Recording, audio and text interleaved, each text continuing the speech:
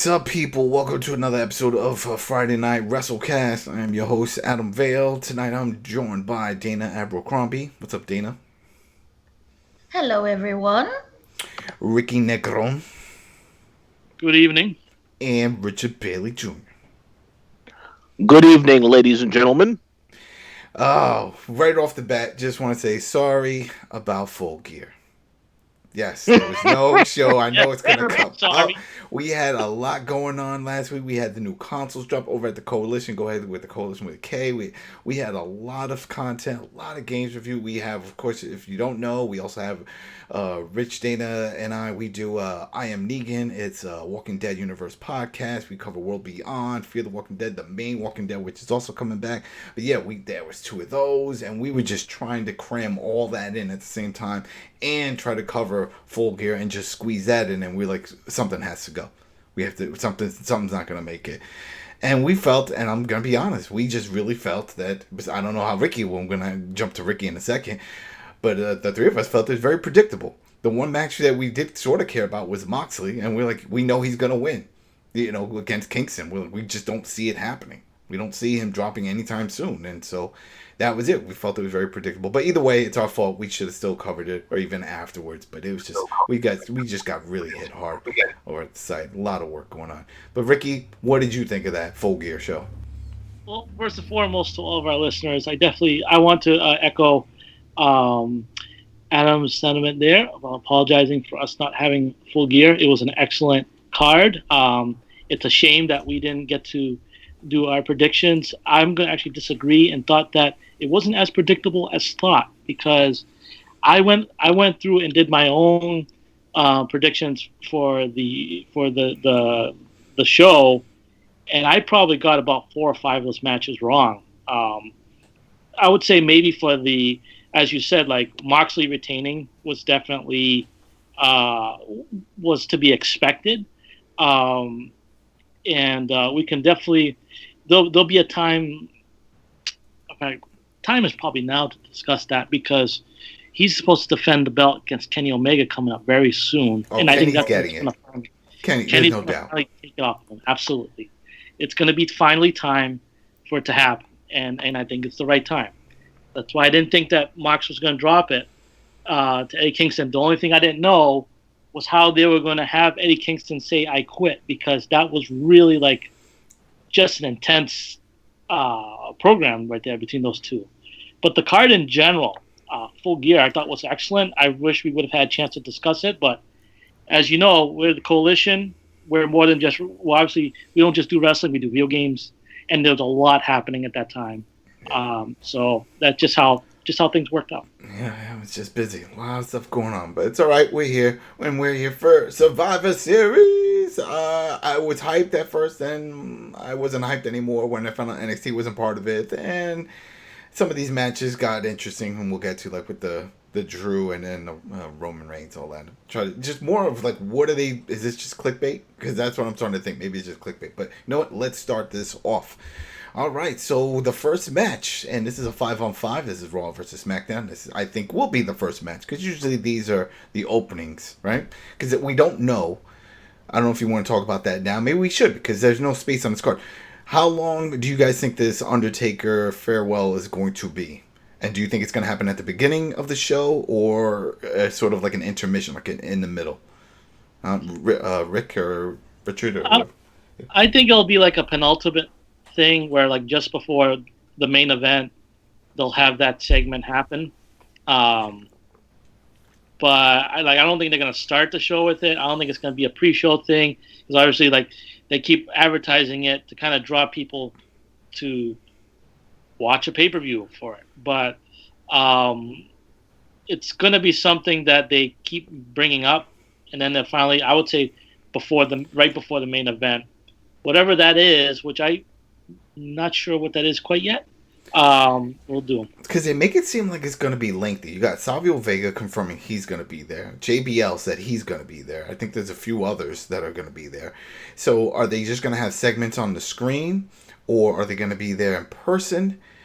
And is Undertaker going to be in the ring? Is he going to give a speech? Is he? I mean, the best farewell I've ever seen was when he put his hat and gloves in the middle of the ring. Remember when he did that and he walked out? I'm like, shit, that's the way to go. I didn't do that as a farewell. Yeah, that was awesome. I was like, you know what? Goodbye, but see you later.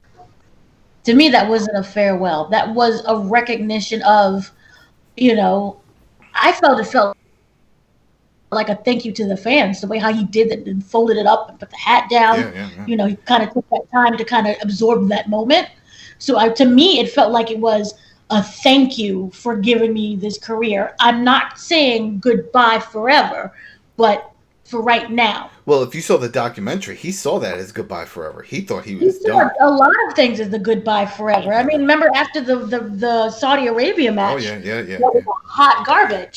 But that motivated him to want to come back because he doesn't want to go out on that, and that's what we see with champions in boxing. If they lose a match, we're like, oh, you lost, you were undefeated for a while, you lost, so that's it, disappear. No, they can't retire on the loss.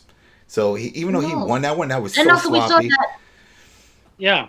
Like with when I mean, a lot of people thought, myself included, that when he lost the streak to Brock Lesnar, that should have been it right there.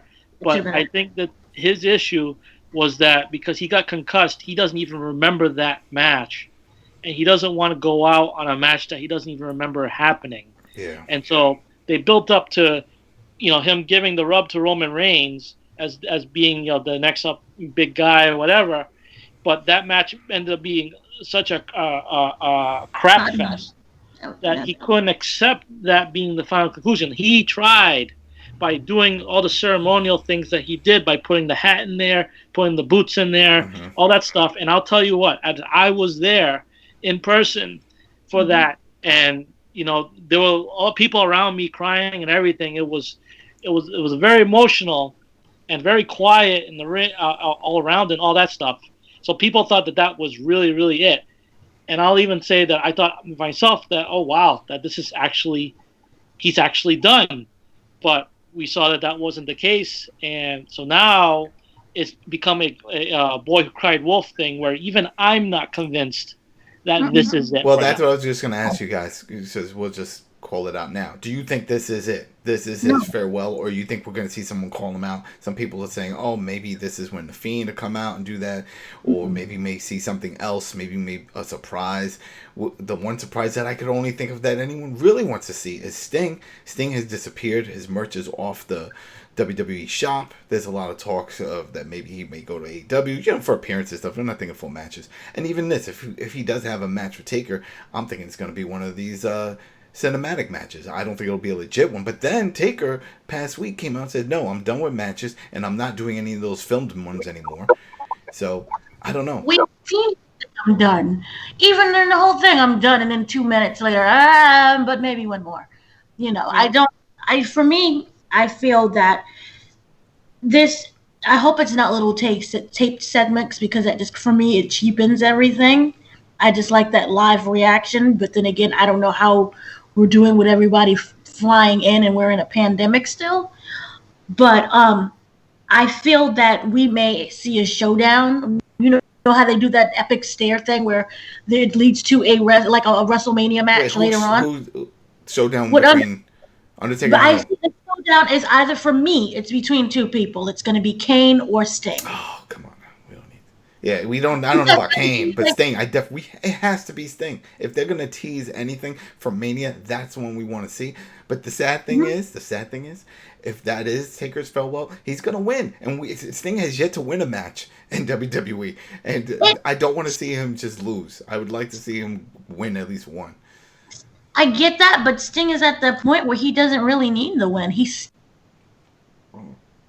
At least for me. I don't know. All right. Before you continue, I was going to say I agree with Dana that I don't think that I don't think Sting needs to win, but I think that Taker needs to go out on his back. And if you can go out on his back, it's going to be to propel someone else. I'm not sure who that would be other than The Fiend. But it would seem that the Fiend is going to have a feud with Randy Orton next. Yeah, he's busy. That's the thing. He's busy. He's got other things. I don't see that going in that direction. Have there been wrestlers who had two feuds at the same time? That's not how they don't like to book it that way because it causes confusion unless they're in a faction and they're feuding with multiple people.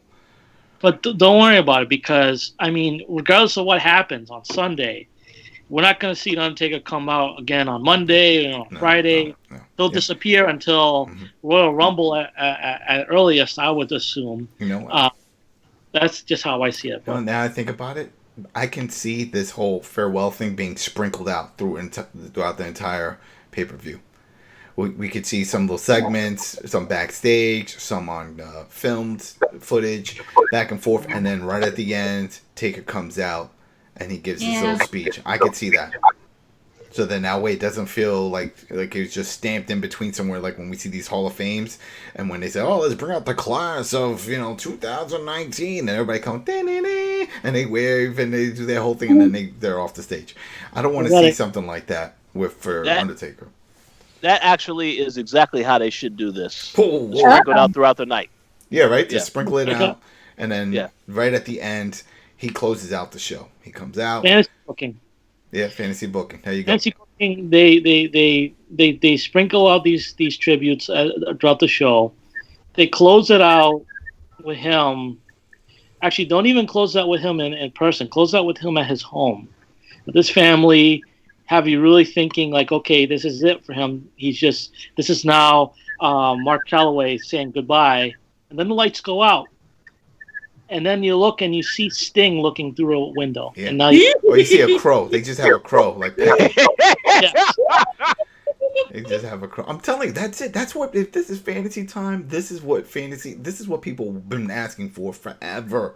I mean, I remember that was the first thing that came up when I went to WWE.com that afternoon that Vince bought WCW. And I saw that splash screen on WWE.com that they just purchased WCW. I'm like, this is it. We're getting Taker and Sting. They're going to have some amazing feud stuff. And it never happened. Sting didn't show up. He went to Impact for many years. What a waste. You know, we could have had some, and it was even worse when I got to see that WWE 24 on the network with Sting. And he even said throughout the entire time, I didn't know it was this tight of an operation. I didn't see they're doing all these Make-A-Wish things and stuff. I would have done so much more with the kids. I could have done so many more things here. Oh, I regret.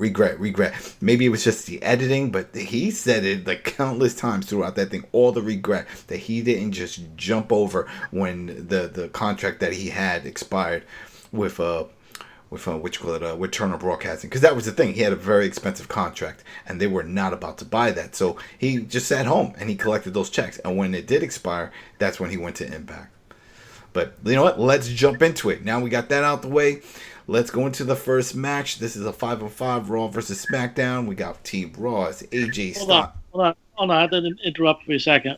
Don't forget the pre-show that there's a dual brand battle royal. Yes, that's right. That's right, because we don't know what's in it, but there is a battle royal, interbrand battle royal, well, dual brand, I should say. But it's like I said, I don't think there's NXT in this. This is still just going to be Raw versus SmackDown, and I think this is all the people that just are not on part of the card and in the back. I'm like, can we do something? Yeah. All right, let's everybody get in the ring, because it doesn't say what it's for. Yeah, it's just like a regular bragging rights thing, where it doesn't. It's very unclear. It seems like they might have decided this at the very last minute because it doesn't even tell you how many participants are in it. No. Or who is in it. It's just filler. So I couldn't even begin to give you a prediction on that because I just involved in there. I actually can give you a prediction, even though we know little to no information about this. I know that there was a rumor that came out a while ago that Big E was supposed to be added to this Survivor Series match, the main match, and that didn't happen, obviously. So if there's anyone that you want to elevate or have on the show that isn't on the show right now and have them win an important match, Big E is the person. So I would think he would be the one that could win this if it is not the controversial Lars Sullivan. But I think Big E. I think Big E should be the one that wins this if you're trying to elevate him. That's just my opinion. Yeah, that would be good. All right, so yeah, we got that up in the air. But the official, I think this will be the first one, at least one of the first. Got Team Raw versus Team SmackDown. Team Raw is AJ Styles, Keith Lee, Sheamus, Braun Strowman, which you call Riddle, which is funny. Vincent wanting to cut, he doesn't do it for everybody, but he does it. And there's a lot of people saying, oh, now he's going to come out and start doing riddles. I don't see that. I just can't. It doesn't fit with his bro and all that. So I just don't see it. So with Riddle, then we got with Team SmackDown. Who do we got on here? We got Kevin Owens, Jey Uso, King Corbin, Seth Rollins, and Otis. There's a hodgepodge right there. That if there's any team that's just gonna implode, it's gonna be that one. I just can't see it. Because with all the beef that Kevin Owens has with King and Otis not playing nice with anyone there, and Seth Rollins just being Seth Rollins, I don't know. I'll leave myself last. Rich, what do you have for this one? You excited? Who's winning this? To answer your question, no, I am not excited. Survivor Series looks pretty lackluster to me, but if I have to choose a winner for this match, it's Team Raw, because this past week on Monday Night Raw, you had this same team lose to the faction that everybody loves, called Retribution, which was an absolute joke because they imploded right in front of Retribution and they lost the match. There's no way, when you look at on paper, the Raw team has a lot more talent, so there's no way that they should lose this match. So I'm going to pick Team Raw to win the Survivor Series match. Mm-hmm. Dana? Dana? Okay, sorry. I kind of feel the opposite. We do have, the thing is, we do have stronger competitors, especially between AJ Styles and Keith Lee. But I do kind of feel that SmackDown probably needs to win this. And, you know, we have it's such a weird SmackDown group. They just threw everyone in there together. But I do feel that SmackDown will probably pull us through with the main help of Seth Rollins and Corbin. And Kevin Owens is good. And so is Jey Uso. So, yeah. All right. We got that. And Ricky? Yeah. I mean, I'll admit that I haven't watched a whole lot of Raw recently. It's just been a bad product. But the one thing that I've noticed is AJ Styles trying to be the good captain and get the team to be all functional together, and they keep arguing amongst themselves. So they're playing this whole thing about them being dysfunctional. Now that could just mean like, okay, that they're gonna find their way when they need it most. But I'm gonna go with Team SmackDown here. I just have this feeling that SmackDown's going to prevail in this. I'm not sure who the survivors will be, but I think it'll be SmackDown. SmackDown. All right. I'm not connecting with this one, with this year's. And I guess, remember, 4 years back, with Shane, where he really kept pushing, where they were doing Invasion on Raw. Remember, they would get their members and they would do the big fights in the back, really trying to build up that heat so that way people would care. Because right now, don't really care. I feel like this is just one of those things. A lot of these people that are on both sides were feuding with each other. They don't get along. And to say, all right, you guys are going to work together. Well, for what? For what? Brand loyalty? They don't give a shit. These people don't care. Most of the people just showed up on these brands. So why do they care? It just feels like it doesn't connect well. The whole idea of this right now just doesn't sit well. I always felt if you're going to have something like this, you got to really build it up.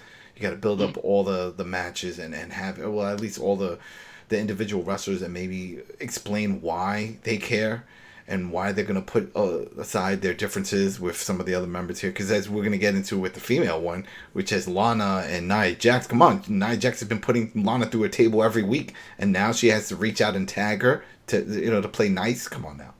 It just isn't.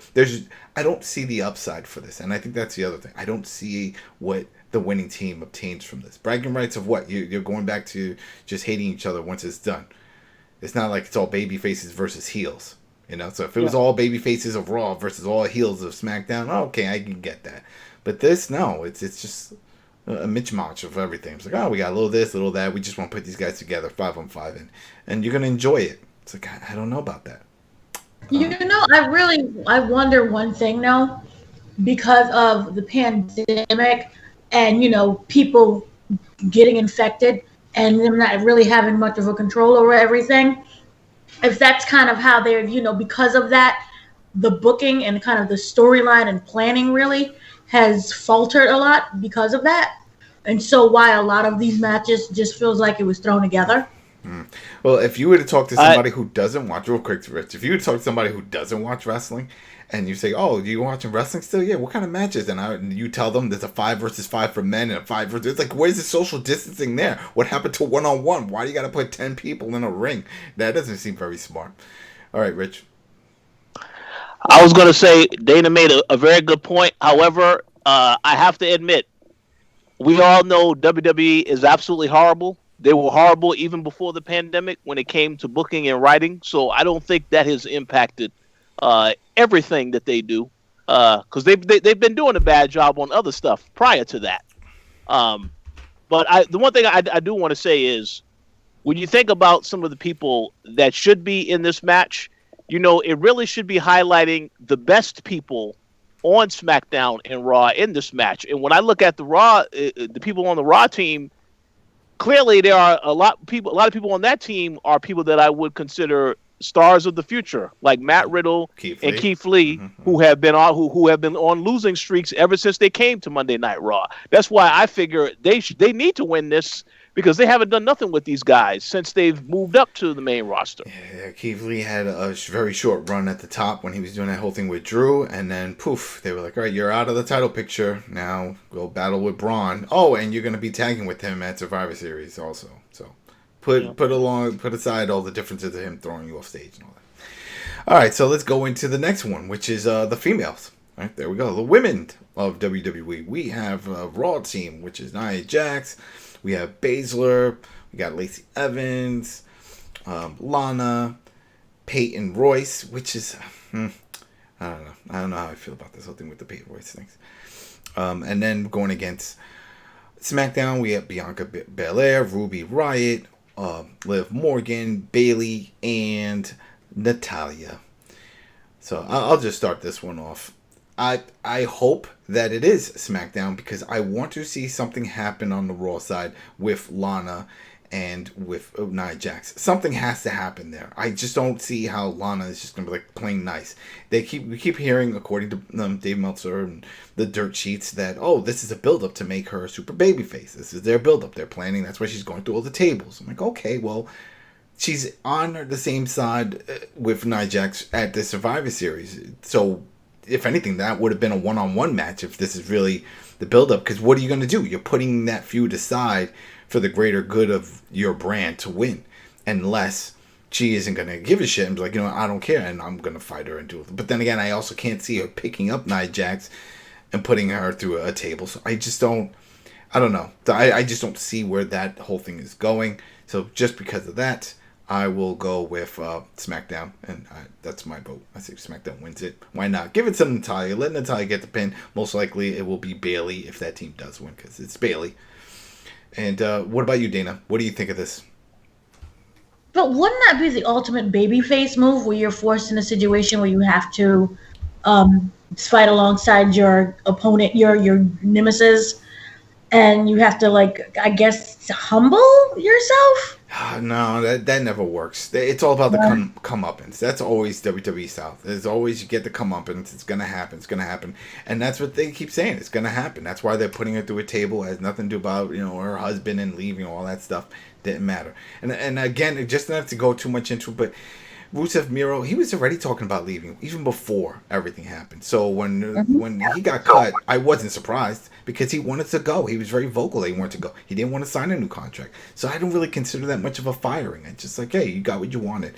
And I think they already had planned it, and they want to still give Lana a push. They were giving Lana a push even when Rusev wasn't doing much. Remember, Lana was still doing a lot of things. So when people say, oh, well, they're just doing this to get back. No, I think they see promise in her. She's a beautiful woman. And obviously she's proving now that she can take a bump, because some of those bumps on that table look painful because she's not smashing through them. So I don't know. All right, keep going. But in regards to this, I think the stronger team is the Raw team, and that is because you have the strength of Nia Jax and you have Shayna, and how she is. Lacey Evans, she's improving, and then you have Lana. Um, but I do feel this because of the feud that's going on between Lacey and Nia. It might cause some form of a distraction. Then you have Shayna, who was kind of like, if you watched before, I think it was last week. There was kind of like a slight friction thing where like she kept telling her leave her alone. That situation, so it may end up causing a distraction for Team SmackDown to pick up the win because you do have Bianca. Bianca's ridiculously strong. Oh yeah, and she's got that whip, that hair whip. She does have the whip, so it just may end up being Team SmackDown. All right, Ricky. Let me defer to Rich first. All right, Rich. This is a very, very easy pick for me. 100% Team SmackDown for the reasons that y'all said. I feel like they have really been heavily pushing Bianca Belair with the promos and the video packages. I feel like this is if you're gonna, showcase her and make her grow as a superstar, then SmackDown needs to win this. And now that they've added Bayley to this team, I think, come on now, you can't have Bayley and her looking bad in the loss in this sense. Yeah. And the whole thing about Nia Jax and Shayna Baszler is that they're a great team together, but the problem with Monday Night Raw is that you have the same issue. Who is Asuka going to face next? We already know that Nia Jax and Shayna Baszler, either one of them could be the next person that she faces, but that probably won't happen until this team breaks up over some type of conflict that they have. So I feel this could be the starting point of that when you have them lose this match, and then now it starts to tease a breakup between the two, and then they can eventually have both of them split and go their separate ways and face Asuka. Yeah. So SmackDown definitely is my pick 100%. Yeah, because that's the thing I see with both of these. I don't think anyone really cares which team wins, but I think I hope that the writers in the back are saying we're going to use this to build feuds with these people on each side. So we're going to see inner feuds going on, people fighting, whether it's Bayley and Bianca or Nia Jax and Lana. We're going to see some kind of interactions with each other that it's going to cause problems and maybe cause someone to get eliminated or do something, and then that's where it kicks off. Because that's the one thing we all love about the Royal Rumble, is that, especially before when they didn't tell us who was coming. I hate the fact that we know so much. I like the mystery of, like, I don't know who's number 12 and number 20. But the whole point of it is that we would see people that usually don't match up, and it would help the writers in the back just to hear the crowd reactions. Like, oh, wow, people actually care and want to see this matchup. That Keith Lee versus Brock, and Brock, mouthing off, like, who's this big F from? That was awesome. People loved it. People loved that moment. And I think if they play it smart, they can do the same here with these two teams on both sides. So, Ricky, what do you think? Okay, so I want to continue on a point that I was going to make because regarding Survivor Series in general, because they only have 2 actual Survivor Series matches on this card. It's interesting that this is going to be, the farewell for the Undertaker, 30th year and what have you, because the first pay-per-view that I remember watching as a kid live was Survivor Series 1990 when The Undertaker made his debut. And back in those days, they had Survivor Series matches which were 4-on-4 elimination matches. Mm-hmm. Yeah. Had them throughout the whole show. Now, they've gone away from that format clearly. Looking at the matches they have now, I've complained for a few years now that they've changed this format, that they say that these 5-on-5 are traditional Survivor Series matches when they're not. No. It's actually 4-on-4. Yeah. That's traditional. And they've made this into what we used to know as bragging rights. Mm-hmm. That was a feud that was specifically for Raw versus SmackDown. That's what they've made this into now, which is, and it's just, it's harder to care. It was hard to care even in the most recent years, the last 5-6 years that they've been doing this. But at the very least, they had general managers and commissioners on each brand to try to rah for every brand and be like, we need to get together and do this and that, and have you believe that there's a real brawl, like a real beef between the roster. They didn't have any of that going into this build. Mm-hmm. There was none of that, and part of it is like you didn't have a crowd to get behind you for it. You didn't have any GMs to as your leaders or whatever. You had questions about who the captains are for these teams and all that. It was all a big mess, and it's hard for me to get invested because to me it looks like both sides look incompetent throughout the whole thing. Yeah, it's like, yeah. Go ahead. I just want to say I love everything I'm hearing here, and I just want to add, I especially find it dumb how all of a sudden someone for Raw or SmackDown will wait until a week before the pay-per-view and then show up on the other brand show and all of a sudden try to stir up trouble with another person on that show, which is absolutely retarded. But yes, continue. Yeah, no, I completely agree, and it's like this whole like best versus the best thing. I don't care. Like, yeah, that's what I'm saying. No one cares. It's just hard to care, and this is what I mean for the whole show, and about the matches that we're gonna get into later on. It's just like I don't feel there's any real stakes in any of these matches. Not a single one of them feel like there's anything really at stake there. It's just the way they booked it's horrible. It should be like the 4-on-4 where you actually have a group of people that have a problem with this other group of people, legit problem with them, and do it that way. Like back when you had like way back early in the year when you had the Street Profits and the Viking Raiders. I forget who they were beefing with at the time, but they were beefing with these other guys, and it's like you could have had an opportunity to have like a 4-on-4 with that. Well, remember that's the way it used to be the Survivor Series. It was pretty much with tag teams. So you would have like 2 heel tag teams going against 2 babyface tag teams, and that's how that thing would ride out. And it just made more sense that way, as opposed to this. Well, yeah, like you had it like that, or maybe you had random things where it was like you had 4 random baby faces versus 4 random heels. Like you had, the Team Warrior, Ultimate Warriors team versus the $1 Million team, and that for them. And it's like, at least you had. It was clear who the leader was of those groups, and they all meshed together, and you were curious to see who was going to win, who was going to survive. It's called the Survivor Series. That is what it's all about. But you only get these 2 matches. We've already done these predictions for one, and so I'm going to close out my rant with this other one. I really like the idea that you guys have brought up of having Bianca Belair look really good in this. I think that could be a possibility, but I'm going to go the other way here and go with Raw. And I think that what they're going to do is, so they've been killing Lana for like the past 2 months, right? They're going to have her get her moment by having her be the sole survivor by pinning Natalya, who was her former tag team partner for however long that was. And she blew her off too. Remember, she was like, "You're causing me to lose matches." She was like, "I'm tired of tagging with you." They did that whole thing. Mm-hmm. So I think Bianca Belair will stand out in this. She'll probably cause 2 or 3 eliminations by herself. But I think that Lana's going to be the sole survivor of that. So I'm going with Raw for the women's tag match. All right. I think you bring up a lot of good points, and one of the key points there is that no one cares about Survivor Series. It's not what it used to be. And I still find it funny whenever they do these promos for the WWE Network. It says, you get all the main pay-per-views.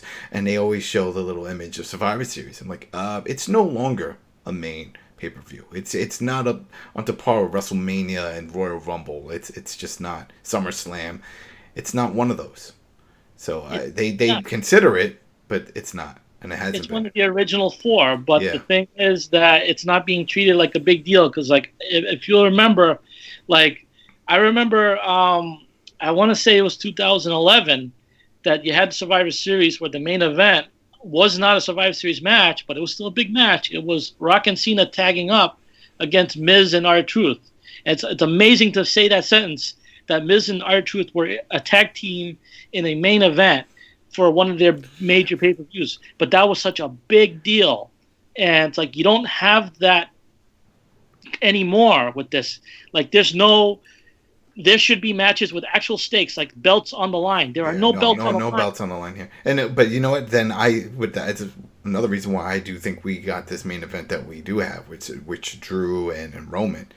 Because just like what you just mentioned, it was like there was just, back in the day, you had these big matches that were for the main ones, and I guess they felt they needed one of those here, and that's why Drew wound up getting the belt back so quick after just dropping it to Randy. So we will see, but you know what? Let's go to the next one, because this one is sort of like what we were just talking about: it's champions versus champions, but there's no belt on the line, and this is Bobby Lashley, friend of the show, we love him, United States champion versus Sami Zayn, the Canadian Intercontinental champion. Both of them champions, no belt on the line. We've seen this feud before.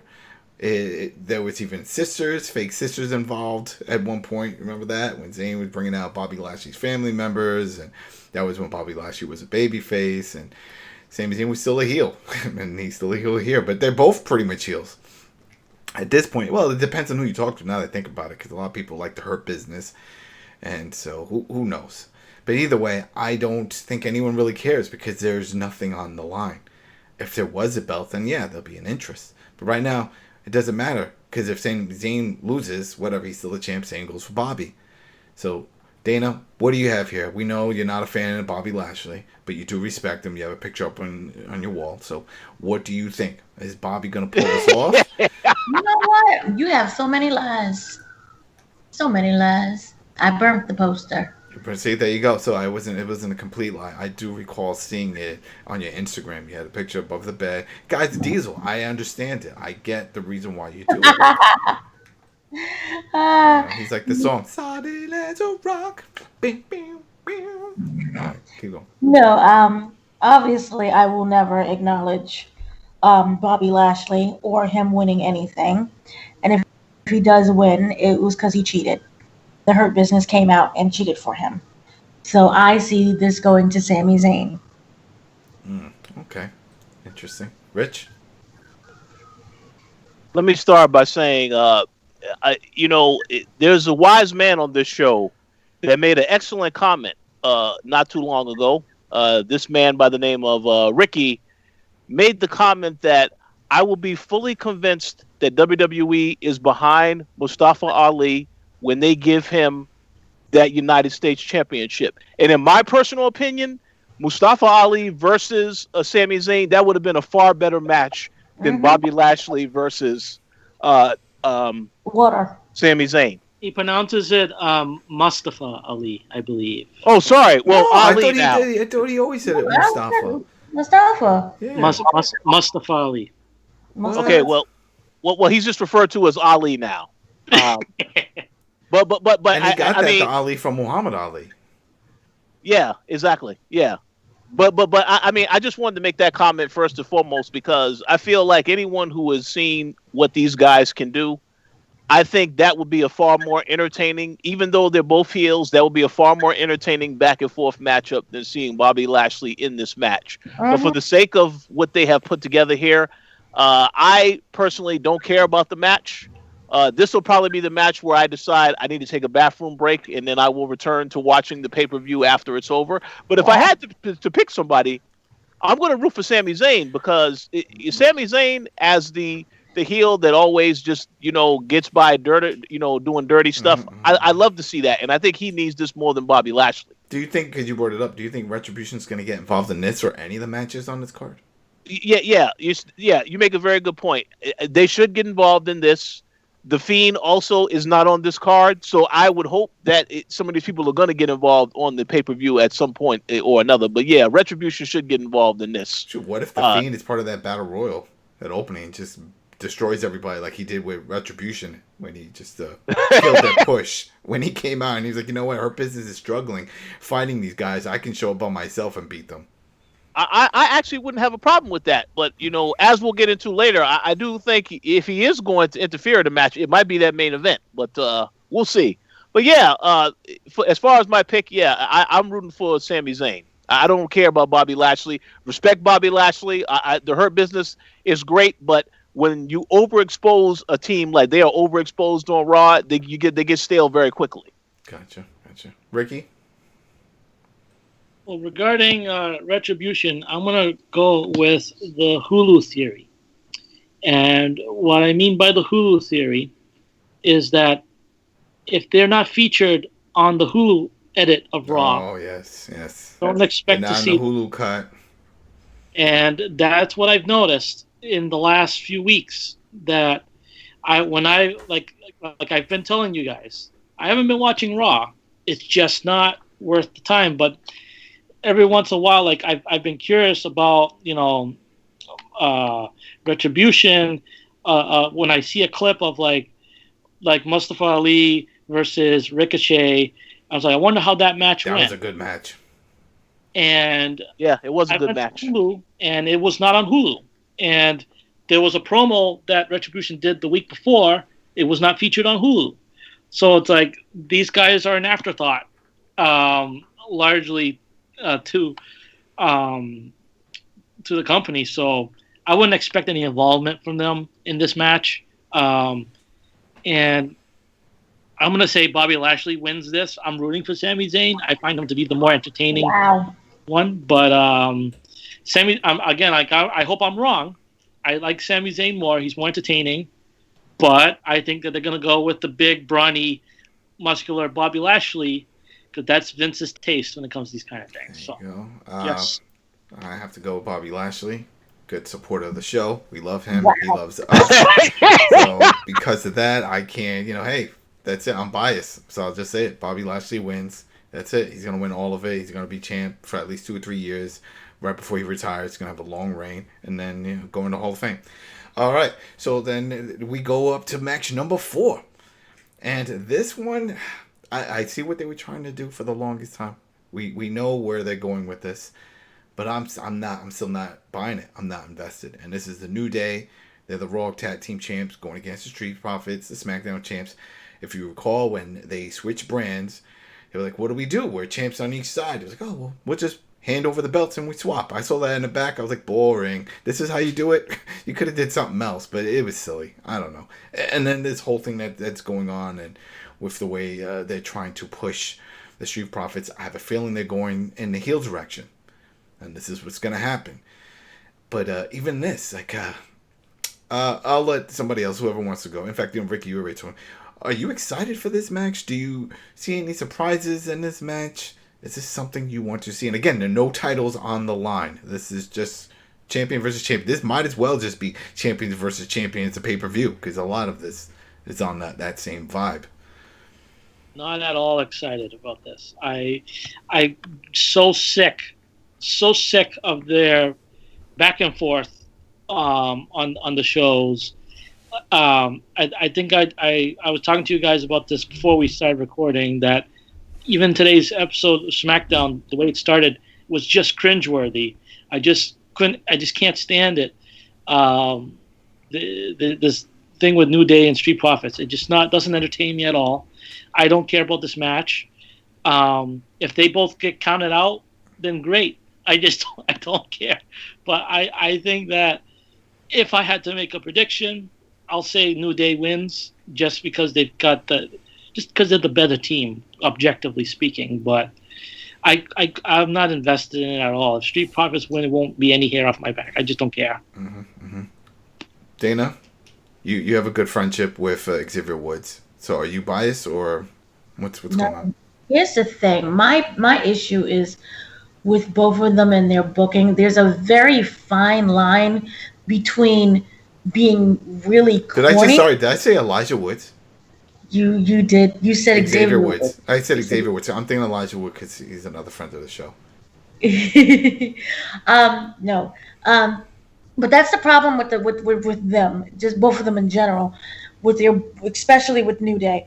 It's a very fine line between just being corny and somehow quirky where it works. and their feud or their thing together is just, for me, it's not clicking, it's not working. I think they have great chemistry together, but the way how they have been booked, even from those segments, is just not working for me. It comes across as just very juvenile. Um, so in regards to, but it's much better than remember what they was doing with Otis and the other one. I forgot it. Forgot what Well, the his name. part, the heavy machinery. Yeah, remember there was like the horseshoe and then the random basketball thing. That was terrible. But I feel that between these, I Street Profits, I guess, have to keep Wait, winning. that was And Viking Raiders. Viking Raiders were yeah, doing that. Viking Raiders. That thing was awful. But between Street Profits and New Day, I feel that there has to be uh, Street Profits probably just have to win in order to just kind of catch up with New Day. Doesn't need it. Neither one of them really need it at this point. But They're in big my stages, mind, they're both yeah, I agree. pushed. I agree. And in my mind, they're both pretty much the same. They're playing the same gimmick on two different shows. And we've talked about this before. We just have an issue with people of color just coming out, dancing, and acting silly. Why? Why do they need to do that? Okay. Why can't they just be serious? That's why friend of the show, Bobby Lashley, we always tell him we were very proud of him, and that he's not doing that, and he hasn't done that. That's not an issue for me. And then they explained it, as African American men, they don't want to be that kind of stereotype role. They want to be happy and they want to put a smile on kids' faces. No, you don't have to be a prick. They don't have to be villains. They can just be straight-faced, serious wrestlers. What's wrong with that? What's wrong with the Ron Simmons damn approach? It's like, yo, I just come out here to kick some ass. I'm not a prick. I'm just doing my thing. They have moments where they do that. They have moments when Kofi, was serious Kofi. And I loved it. When he was a champion. Together, serious Kofi when he was champ. Is happy. I think that's just their gimmick. Together, separate, they have their own personalities. So I don't have an issue with that. For me, I don't know. All right, Rich. So I agree with pretty much everything that has been said. I don't really give a damn about the feud, or rather the lack of a feud, because it doesn't really feel like they have any real tension between both groups. I will also add that even though I don't really care much about this match, no offense to our friend of the show, Bobby Lashley, but this match is definitely going to be better than that Bobby Lashley Sami Zayn match. Oh, yeah. I mean, these guys, Yeah, because these guys are very athletic. They put a lot into it. So as for who I'm going to pick as the winner, I kind of feel like Kofi and Xavier are going to win because, New Day doesn't need it. But honestly, if you was to put Vince McMahon in the hot seat and tell him, pick between which of these two teams you care about the most right now, it's obviously New Day. I feel like Street Profits are good, but you will only have them win if you are passing the torch on to them and you're saying that now they are the standard team that everybody should look forward to. And I don't think they are at that level yet. I think that Montez Ford is great at what he does, but he has some room to grow. And obviously, Dawkins also has room to grow. So I don't think they should be elevated to that level yet, even though this win wouldn't mean much. But yeah, I personally, I think New Day is going to win it. New Day. All right, because New Day rocks, right? There we go. Yeah. All right, Ricky? I think I already predicted that I'm going New Day on this one. And I will say that it's going to be... Actually, I'm going to save my next talking point for the next match, but I am saying New Day. All right, New Day, yeah. Because if there's anything, a lot of these matches, we may not see a definitive winner. I could see a bunch of runners, whether it's from Retribution or other people that are feuding. WWE likes to do DQs. They don't care if it's a pay-per-view or not. They will do it. So, and then I'm bringing this up because here it is. We got match number 5 on this card, and this one I clearly don't think is going to be one of those, we got a 3 count and that's it, it's over. I think we're going to see definitely some interference or running. Something is going to happen. And this is Asuka, Raw Champ versus... Wait, is she Raw Champ? Yes, she's Raw Champ. No, yes, because she moved over back and forth. Versus Sasha Banks, Smackdown Champ. Sasha just came back. She's got the title. They did that whole thing of her being injured. I don't see her losing to Asuka. But if she loses to Asuka, I mean, if she wins, then it doesn't really help Asuka. So that's why I'm thinking somebody is going to run in. Maybe Nia Jax, maybe Baszler from the Raw side to interfere to build that feud. Because like we said earlier, she needs to have an opponent. She needs to have someone. And I could see that. And what, they're going to continue with the Bayley thing with Sasha? Probably, right? They're going to keep dragging that out until Mania. Carmella. Or Carmella. You think Carmella? You think that's... Carmella's already attacked Sasha from behind. Yeah, but I don't... Yep. You think that's enough? You think that's... Yep. All right. Okay. So we can go with that. I saw the... I don't know why. I just keep writing Carmella off. I just don't see it. Like, I know that she tries to consider herself like one part of the group, the Horsewoman. When it came for NXT, she was one of the last ones to get called up. But I never put her up on that pedestal with Bayley and with Flair and all of them and Becky. I just didn't. I didn't see it. I still don't see it. But yeah, I definitely could see that too. I not think about it. Just to interfere doesn't really mean anything. But I don't think we're gonna see a clear-cut winner. So that's my prediction, that this is a DQ. Somebody runs in and causes problems. So, Dana, what do you got for this? There's a DQ and somebody causes problems. There you But go. as for Carmella, you could say Carmella, she needs something that will make her stand out and be memorable. Because to be honest, I know that she came back, but I can't tell you anything she did. She was doing the little silhouette thing. They were hinting. No, I mean in regards to coming back. Oh, She does not have anything that stands out right now. So I would appreciate if she did something, and just that would be fine for me. All right, Rich. Yeah, I say Asuka wins and Carmella causes interference in this match. Causes Sasha Banks to lose, because as Ricky already pointed out, they already had Carmella attack Sasha Banks, so they pretty much have established that's the next opponent for Sasha Banks. To further intensify that feud, you have to have Carmella get involved in this, because she has nothing that she's doing on the card right now, and I don't think they would have Sasha lose clean in this match. Oh yeah, no. So I think Carmella's definitely going to interfere. Yeah, nobody's losing clean in this match. All right, Ricky. I'm actually going to disagree with you guys. Oh, I think Asuka wins clean. She's clearly the better one between the two, in my opinion. Just my opinion, but I think Asuka is the better one. It'll be an intense match. I like the theory of like interference, but I would like it more if one of these two were clearly a heel, and that's not the case.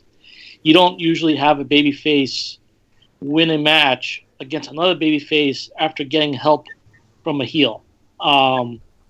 So I don't think that that's what they're going to do. I think it's going to be a really hard-fought, close match with Asuka just barely winning, and whatever happens between Sasha and Carmella will happen on the following SmackDown. But I think it'll be Asuka. And before you get to your point, I've noticed that my predictions so far have been heavily slanted towards Raw, and I'm a little disgusted by that. But He's like, I don't watch the show, but damn, I'm rooting for all of them. But here's the thing is that I look at history, and history shows that Vince McMahon, for whatever reason, has a very strong bias towards Raw, and he had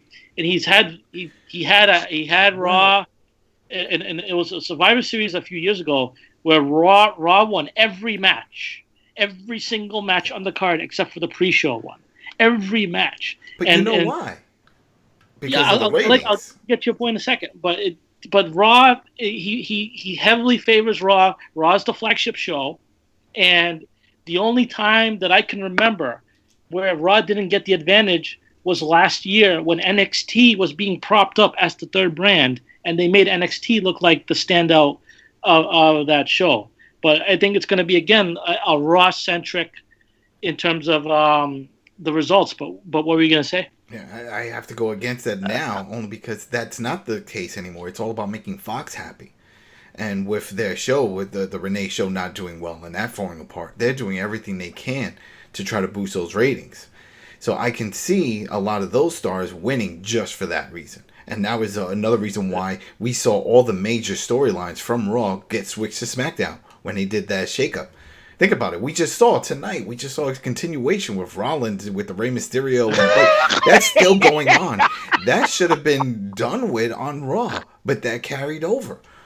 And that's their whole thing. They were like, all right, this was hot over there, so we're going to bring it here. They did that with all the other feuds. And it's all about trying to make Fox happy and to try to boost those ratings. Because they honestly, and I even thought so too, I figured, hey, it's on free TV. They're back on free TV. Yeah, it's Friday. It's kind of rough. But man, look, we're in a time of everyone quarantining. Why not watch it? This is when the numbers should be up. And they're not. They're not up. I'm gonna counter that. It's a very good theory. I like that. That they have this big investment with Fox and everything like that. But the counterpoint is you have to remember what's SmackDown competing with on TV versus what Raw's competing with on TV. Raw has to compete with Monday Night Football. So WWE has to pop up Raw as much as possible as the show to watch to try to make up that rating. Can I just make a quick comment? Yeah. And now their fiance. I You last 13 million. Yeah.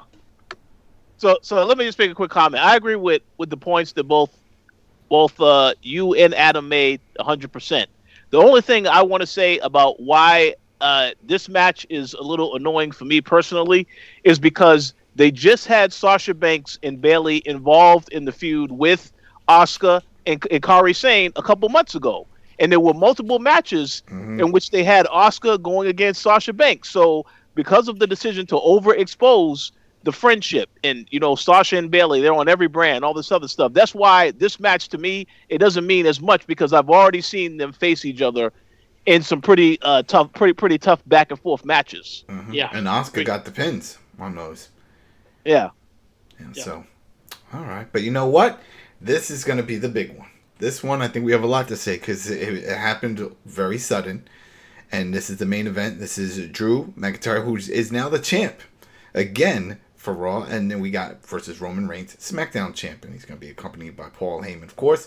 Champion versus champion, no belt on the line. But man, what is going on with this whole thing with Drew? Because he loses out of nowhere. And I know before we started recording, Richie was like, oh, ratings. But it's like, it didn't do anything in the ratings. Because a lot of people didn't think it was going to even happen. They were like, what's the point? It didn't make sense.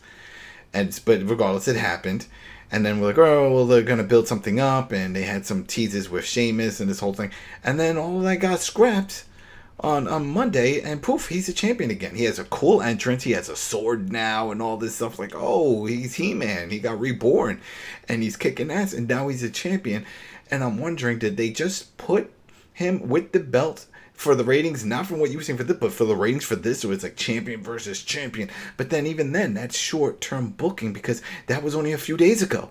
It's not like it was last month or earlier in the month because then it's like you have all this time to build up. It's like, hey, champion versus champion. Look at, Drew and he's got the sword and versus, Roman Reigns. I just don't get it. I don't know unless they have new plans and they just came up with some new ideas and a storyline. It's like the only way this works is if Drew gets that belt back. Is Randy cool with dropping it again? And I think Randy don't give a shit. He's getting a great check from them. So it's like, whatever. And he's amazing. We love Randy. Randy's an amazing competitor. Doesn't matter. Heel, babyface. I enjoy watching all his matches. Unless, also, this is just me just ranting on this one, but unless there's something else going on that they found out with Edge. Maybe Edge is ready to come back. And they're like, oh, wait a minute. Now we can really build this up. Because that was one of the other theories that people had of why Randy won. Because like, oh, he's going to hold this until Mania. And then we're going to build up. And then he's going to have that match versus Edge. And then Edge is going to win. It's like, I don't think that would be right. But we've seen it happen with Goldberg. When Goldberg came out, remember, over in Saudi Arabia. And then speared the Fiend to death and won the belt out of nowhere.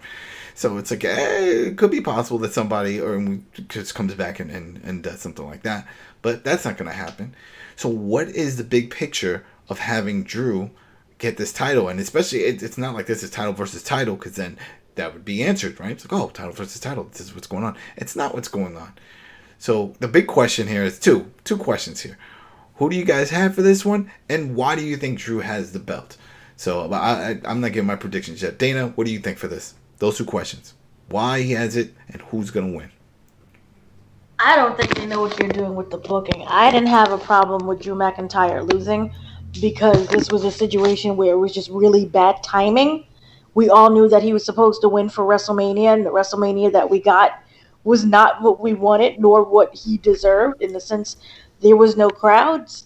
So it just kind of felt like a very lackluster run overall, which is why I was okay with him losing and then coming back later.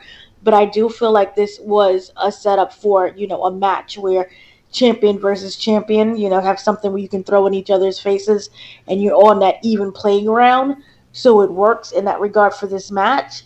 I don't see him staying champion very long, but I do see this in having an interference. Who that becomes, I don't know, but I see Randy Orton winning. You see Randy Orton. Wait, what? Wait. What do you? How do you see Randy? He's not even in the match. That's funny. This is a match. This is a match between. Yes, I do see Drew versus McIntyre. Roman. Yeah, champion versus he would champion. have to win, just because they gave him that belt back. So it only just makes sense. See, but then Roman is on this big push. So you see no DQ. You just see a clean winner. You just think Drew is going to pin. He's going to give the Claymore and get the win. No, I said interference. Oh, I thought you said you see Drew win. But who's going to interfere for him? We have that weird.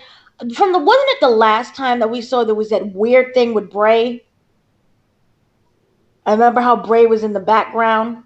Yeah, but Bray's doing his own thing. He's got his own. Bray's doing his own thing, but remember Alexa Bliss came out and it was that weird thing. Yeah, when he was behind. Yeah, she was staring in behind the so not necessarily he doesn't have to physically come in, and start hitting him, but I do see some type of distraction. Alexa probably running around doing something, but I don't see this being a clean match. All right, so you go there. All right, Ricky. All right, I think he's muted. Yeah, sorry, it took me a bit to unmute. Yeah, so I'll say that I'm not sure if they know what they're doing as far as their booking short term and long term. I was trying to look it up right now. There was a video that someone shared online that showed all the times that there were title changes, like just at Survivor Series from 3 years ago. There were like 7 title changes leading up to that Survivor Series. One of them being AJ Styles getting the belt off of Jinder Mahal, so that the match that would have been Jinder Mahal versus Brock Lesnar became AJ Styles versus Brock Lesnar, which is a lot more appealing to a lot of people. This was something that I thought was the case here, that Drew winning the belt back probably was the difference between me whether or not I was even going to watch the pay-per-view altogether, because again, like, there were just no matches at all that I was invested in. At least Drew versus Roman is interesting, because you have the two of the strongest booked champions of the year going face to face with each other, and just to see like what direction they're going to go with that. And I'm inclined to go with Roman Reigns on this, the SmackDown champion, because he's getting that big push right now, and we've already seen that they're willing to put some dents in Drew McIntyre's armor by virtue of him having lost to Randy Orton after the 4th or 5th time that Randy Orton faced him, by the way. Yeah. But they're willing to make Drew look vulnerable, whereas they're protecting Roman, and they're building his character and all that. I don't think Roman will win clean, but I think he'll win. And they can do that because, again, they've had Drew lose. Like, Drew, that's not to say that Drew hasn't had a very strong push throughout this year, because like it was ages since he got pinned, and all that. But Roman Reigns obviously is the biggest deal in the company right now, and they're going to protect him there. So I see Roman Reigns winning. Do you see like someone helping? Like, do you see Jimmy Uso? Because I think, remember, we keep hearing that he's gonna have this group. They already have new entrance music and some new attire planned. They have all the stuff. We haven't seen it happen yet. Maybe this could be it. Honestly, I'll believe it when I see it. I'm at that point now, like where like every time Roman Reigns comes out, it's the Shield's theme, and they need to stop with that. But I'll believe it when I see it. I don't think that this is going to be the match that sets that up, that change. I don't think that even they take this pay-per-view seriously.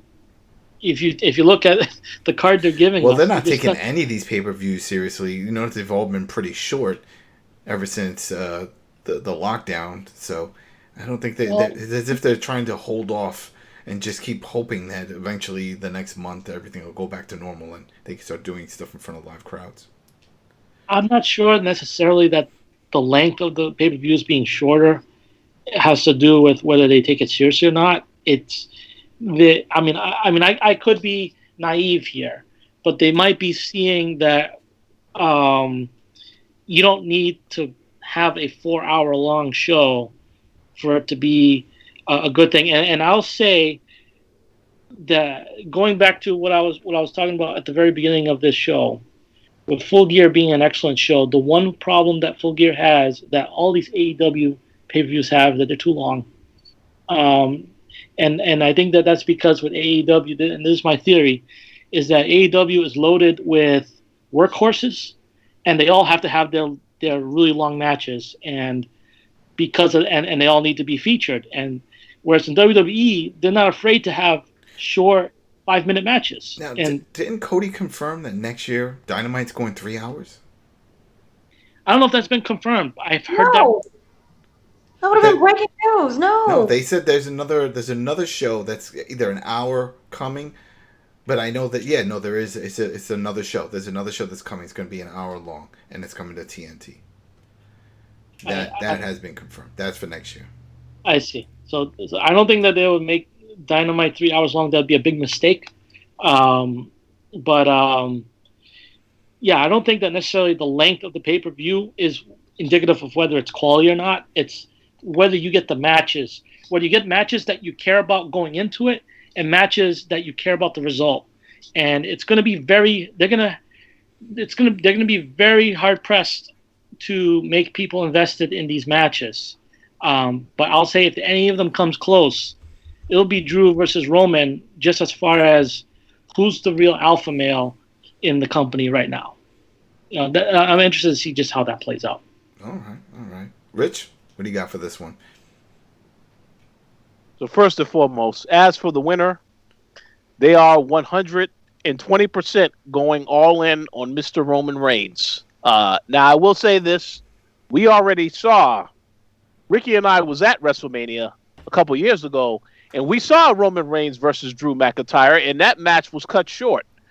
So this match is definitely going to be better because now Drew McIntyre has been elevated. Roman Reigns has a serious heel push right now, so it's going to be a great match, probably the best match on the card, and the only reason why I will watch Survivor Series on Sunday. But yeah, no doubt about it, Roman Reigns is going to win. Now, to answer your second question as to why they gave Drew the belt back, I personally believe that it's not really just about the ratings, but it's also because when they did all these deals for this draft, they brought a whole bunch of people over to Raw that'll make excellent opponents for Drew McIntyre. You had AJ Styles, who will make a great opponent. You have, of course, Sheamus, who we already know that feud is going to happen because they showed you how important their friendship is. So that means he is going to turn on him. Will it happen in this pay-per-view? I have no idea. It might happen on Raw Monday night. But, I feel like they put that belt back on him because they have a lot more better matchups in mind for him as champion to defend that title instead of Randy Orton, because Randy Orton has already faced Keith Lee. I just feel like Randy Orton is at a point in his career where he doesn't have to have a belt, but he also doesn't need to wrestle like every single week and have a title to defend every single week. Whereas Drew McIntyre has paid his dues. he should be the person that should be champion. And I don't think it was a good idea to take the belt off him in the first place. So that's just my opinion. But yeah, they have a lot more people that they can face, put him up in matches. So that's why he has it now. Yeah, because I mean, according to the dirt sheets, the plan to give him the belt to Drew during that show was done that night. It was a last minute, like it was not planned that he was going to win. They didn't have, I mean, that Randy was going to win, and they didn't have any long term or any of that stuff. It was just gonna Drew retains, and Vince made that change. So whatever reason, he made the change, and now he decided to go back on that, and here we go. So hopefully something happens. Yes, they got the Sheamus thing. I'm glad Sheamus is getting that push again, getting put out of the mid-card range and put back into main event, because he was a champion, a long time ago, a singles champion. So I'm just glad to see that it's working out. But either way, I think this is probably going to be one of the best matches if it gets time. Who knows what's going to happen, especially with how they handle with the Undertaker's whole situation. If they don't sprinkle it across, some of these matches are going to get cut short if they're going to go that route and just do a whole package. And where do you put that package? So hopefully we do get a quality match. Maybe they tease it. Maybe they're like, hey, go out there, sort of like what we saw with Ali and Ricochet. Go out there, do your thing, kill it, and let's just go based off of social media, because we don't have a live crowd. Let's go based off social media, see if they were hyped on this. And this could be a WrestleMania match, right? I could see this as a WrestleMania match. But how do you play this out? Because they're both on two different shows. Unless they decide to unify the title, which we know they're not going to do. So this could be a one and done, and this is just to bump up the buys or the subs for that month. They figured this will look better. Who knows? But either way, that was our predictions for Survivor Series 2020. If you have your own thoughts and you're watching this on YouTube, go ahead. Put your comments down below. Thanks again for everybody that's subscribing over on iTunes and on Spotify and of course on YouTube. And thanks again for people from the Koalition that go out there on the site and visit that site and also jump on the show from that end. And overall, let's just think positive for wrestling in general, because there's a lot going on in wrestling, not just WWE. We got AEW, got MLW, got Ring of Honor, we got New Japan, all these other promotions trying to come back, NWA. Hopefully everything works out, because this has been a very rough year, especially for live performers. And yeah, that's it. And we will be back for NXT. I think NXT is the next pay-per-view, right? That's early December. December 6th. December 6th. There we go. War Games. Yes. Yeah, and hopefully my boy Damian Priest gets a better outcome than what happened over at Halloween. That pissed me off. That really pissed me off. And by the way, December 2nd, that is the AEW Dynamite matchup between Jon Moxley and Kenny Omega. There we go. This is the exact same week. All right, and we know we all, I think we could all predict just that match. It's just that match. We all think Kenny Omega's going to win. It just makes perfect sense. Just they're giving him the big push that he deserved. He's getting that same vibe, that same rub that he had from when he was in New Japan. We know the good news with Renee Young, Moxley's wife. She's pregnant. This is it. Perfect time. Take some time off. Go start the family. Go do that whole thing. Come back, and at that point it'll be a different point within the promotion itself, and then it'll be like brand new. Because I don't know. I see him losing it. I don't see a long-term feud. I don't think it's going to be one of those. I think he's going to beat him, and he's just going to announce he's going to take some time off, or maybe they play off that he beats the shit out of him, meaning Kenny Omega and Moxley does something. He's like, oh, he's hurt. They go that old wrestling trope of somebody getting hurt whenever it was time for them to leave the territory for a while. But either way, I think that's it. It's good. Then, thanks again, everybody, for tuning in. Thanks for supporting us, and we will see you next time. Peace.